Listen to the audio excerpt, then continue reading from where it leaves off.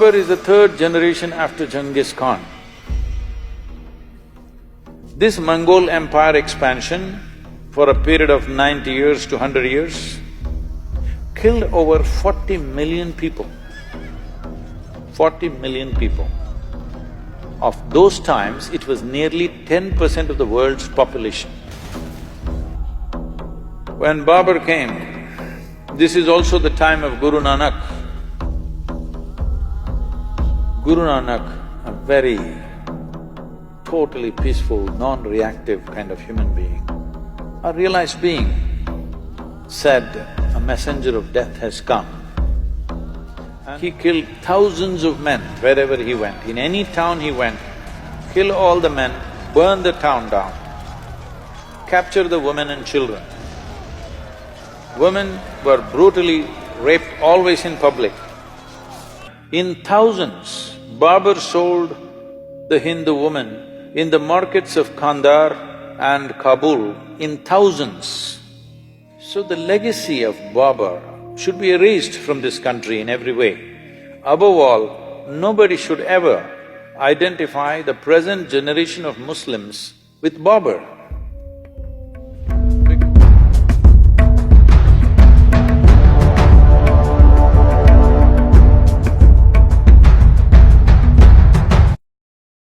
To give you some sense of what we are…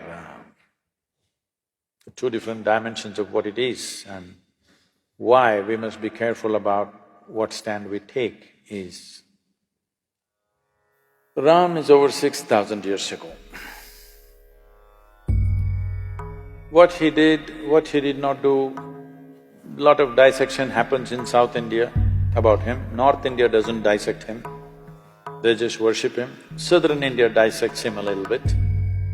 But an icon of 6,000 years old who has inspired people towards righteousness, towards truthfulness, towards being compassionate to each other for generations, thousands of generations. You should not disturb that icon. Doesn't matter historically what is right, what is wrong, because nobody really knows for sure. It's only this general story everybody knows, where he went, what happened, what are the events of his life. What he did, why he did, you cannot dissect that, you're not his psychiatrist. Somebody, I was in some Youth and Truth event, they're saying he was insecure. I said, you're not his psychiatrist or something. 6,000 years ago, whether man was secure or insecure, how do you know? This rubbish. But he's an icon who has inspired millions and millions of people across generations. You should not disturb that because humanity needs those icons. You can take up Ram, you can take up Krishna, you can take up Jesus, you can take up Buddha and find faults with them and today tinker with them. See, he did this was not okay, that was not okay, he was racist, he was this, he was that. This is rubbish. This is all relevant to people who are here now. 6,000 years ago, you want to judge him now? No, he is serving humanity as an icon. That icon should not be disturbed. What is he an icon for? He's an icon of stability, not impetus action. When action is needed, he is very decisive, but never reacts to anything, he is conscious action. Even if it's war, he will do war. Surrender, he will do surrender. Give up his kingdom, he will do give up his kingdom. But everything consciously in a balanced way. This is what we are worshipping him for, because he has a freedom of going through the drama of life, extreme drama in his life. But he goes through the drama effortlessly. He goes through the drama without reacting. He goes through the drama without any sense of angst or anger against anybody. When he kills Ravana, who stole his wife and causing havoc, he comes and repents for his death, that I had to do this. This is a kind of man, you don't disturb him.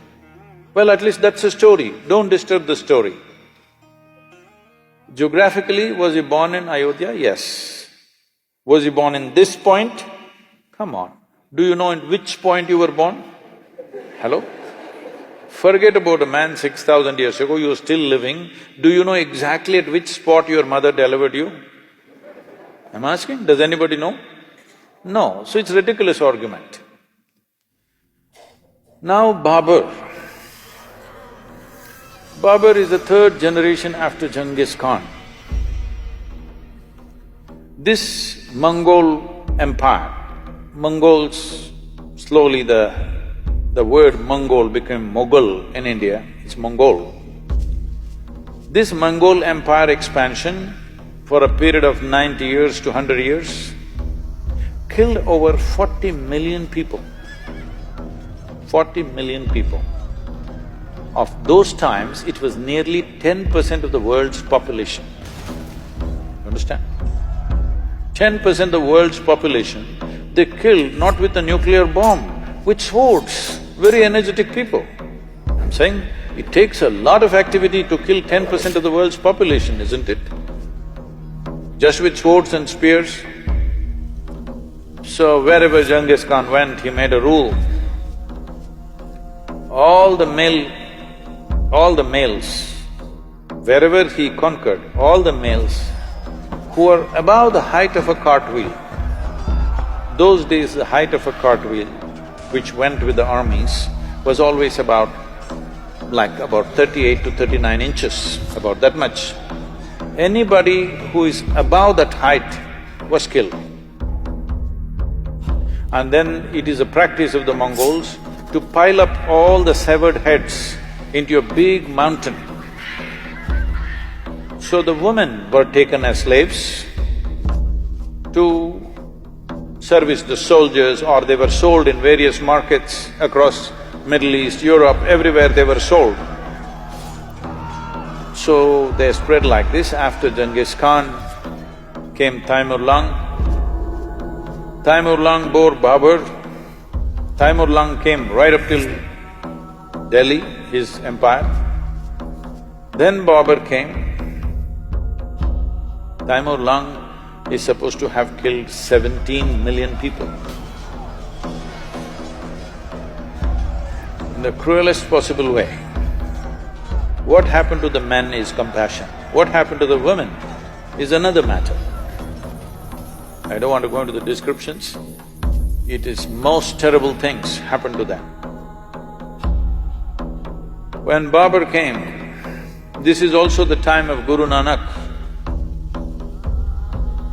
Guru Nanak, a very totally peaceful, non-reactive kind of human being, a realized being, said, a messenger of death has come. And in Guru Nanak's own words, it is said, I'm paraphrasing, he said, he killed thousands of men wherever he went. In any town he went, kill all the men, burn the town down, capture the women and children. Women were brutally raped always in public, because it's not just a rape, it is a lesson for everybody. And in thousands, Babur sold the Hindu women in the markets of Kandahar and Kabul in thousands. Fortunately, he lived only for 4 years in India. He died. So the legacy of Babur should be erased from this country in every way. Above all, nobody should ever identify the present generation of Muslims with Babur, because the atrocities that he did not commit atrocity, he is an atrocity. Genghis Khan was not killing for religion, it's just power and conquest.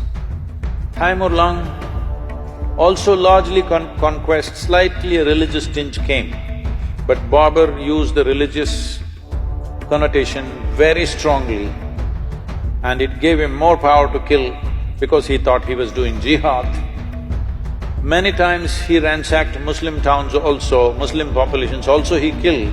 So he used religion very conveniently, according to his convenience. So him building mosques is not out of piety, not out of devotion, not for prayer. it is also an establishment of power. Whether it's a Hindu temple or a Jain temple, everything he broke. One prominent Jain temple he destroyed because in the cave what they had carved, the figures were naked, so he made sure the entire thing is destroyed. So this man and his legacy should be forgotten. Nobody should identify themselves with that, because that is not going to lead to a good future. And nobody should do the crime of identifying present-day Muslims with this man, because he is not a devout Muslim by any standards. He is not a devotee of any kind.